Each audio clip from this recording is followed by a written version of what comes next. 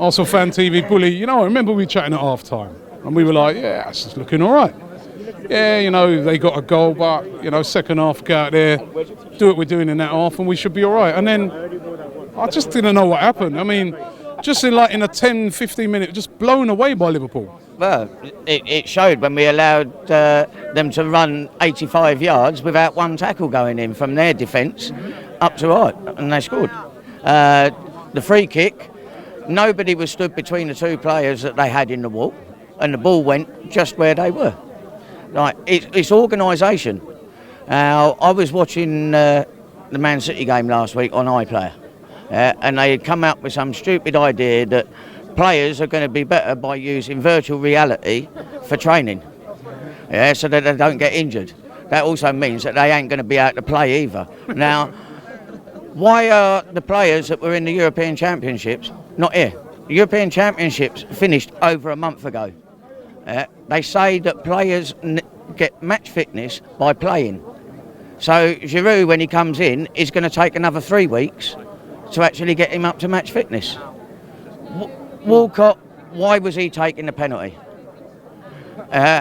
He even nearly started crying when the ball hit him in the face. He should. I mean, to be fair, it was a great goal by Walcott. Let's not. I personally thought, yes, he missed the penalty.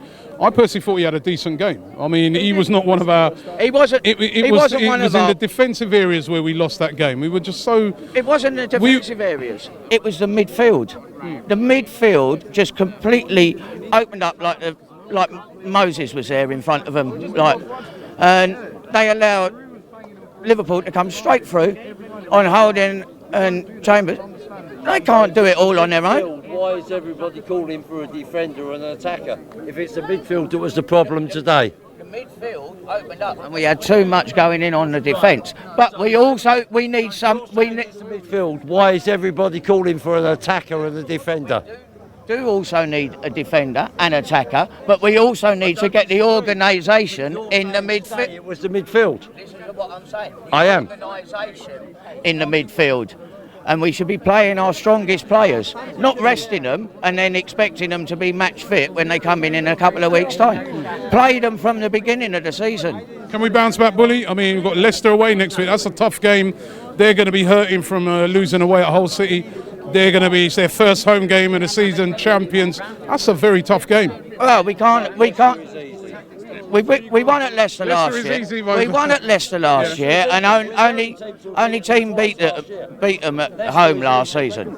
Yeah, so that shouldn't be a problem. But the problem is, we have got to actually start playing from day one of the season, not wait until we're having to play catch up. Yeah, but they should be wanting to win something, not just be happy to take the wages and not worry about silverware. Our weakness at the back. But we're at home, Robbie. We're at home, Robbie. I'm sorry. I'm a firm believer that you shouldn't be letting teams come to your home ground and batter you. But were we well enough prepared for this first game? I mean, we probably had the best pre-season out of a lot of teams. Man City and Man United have had games that they've skipped.